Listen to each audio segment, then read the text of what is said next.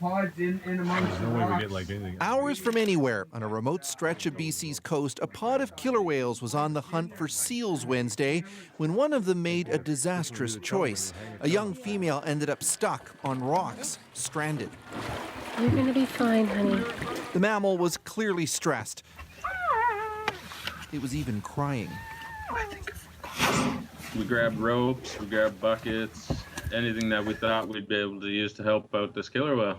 George Fisher of Hartley Bay heard a passing sailboat radio in the whale's plight, and he and other volunteers headed out. Watching this guy laying on the rocks there, slowly drying up as the tide falls, it was something else.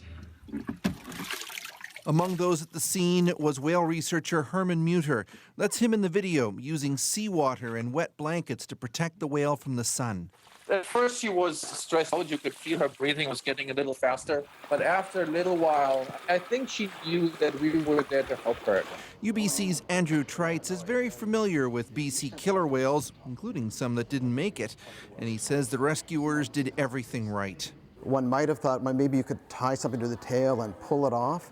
But the reality is the whale is on rocks full of barnacles. It would have ripped the whale apart.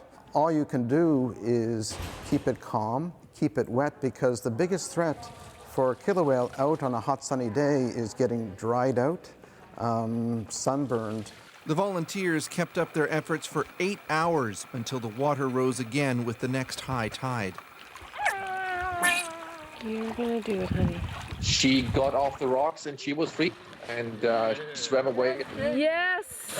Oh my God. Her family, her pod was in the distance. They were communicating. We all cared about this whale, and we were just very lucky that to give that whale another chance. The whale should do just fine, say experts, and it's a good bet she'll never make this kind of rookie seal chasing mistake again. Chris Brown, CBC News, Vancouver.